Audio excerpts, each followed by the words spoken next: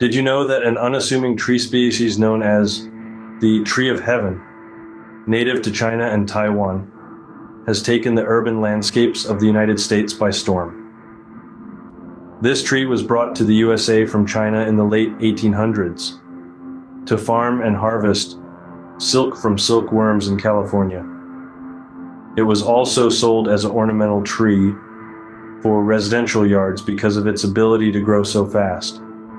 Its resilience and ability to thrive in harsh environments have made it a formidable opponent to native vegetation. This tree, scientifically termed Ailanthus altissima, is a master of survival. If you take the leaves of this tree and smash them up in your hands, it will smell like rotten peanut butter. That is the surefire way that you will know you have a tree of heaven on your hands. There are several native species that look just like it, such as the black walnut and sumac. Wood of the tree of heaven is very light and brittle, almost like styrofoam. It can easily adapt to a wide range of soil types and conditions, from the compacted urban soils to rocky outcrops. Neither drought, air pollution, nor high temperatures can deter its growth. But what truly sets it apart is its rapid growth rate, with the ability to shoot up to 6 feet in just 1 year, quickly outcompeting native vegetation. But the tree of heaven doesn't stop there. It produces allelopathic chemicals, substances that inhibit the growth in other plants, securing its dominance in the ecosystem. This tree is a real-life embodiment of survival of the fittest. However, its aggressive growth and tendency to form dense thickets have earned it the reputation of a noxious weed in many states in the United States.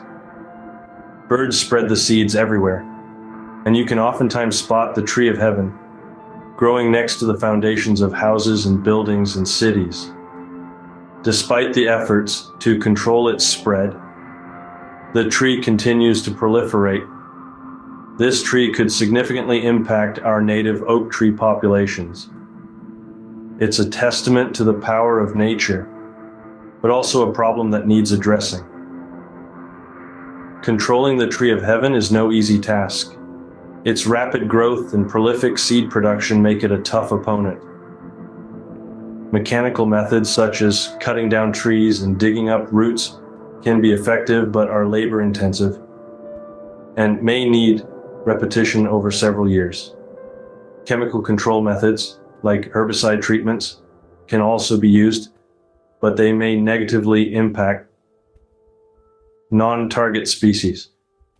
It's worth noting that if you simply just cut this tree down without applying herbicide, in a few months you will have a real mess on your hands. The tree will go into emergency panic mode and spread growth shoots throughout the roots all over, surrounding the stump up to 100 feet away. You will have hundreds of little baby ones. For the stubborn plants that resist removal by pulling or digging, they may be cut down to 1-inch stumps and a glyphosate herbicide immediately applied to the freshly cut stumps. This method, known as stump application, is very effective during July, August, and up to mid-September. If you have missed this window, don't lose heart. Cut the plant 6 to 12 inches from the ground before it starts to produce seeds in August.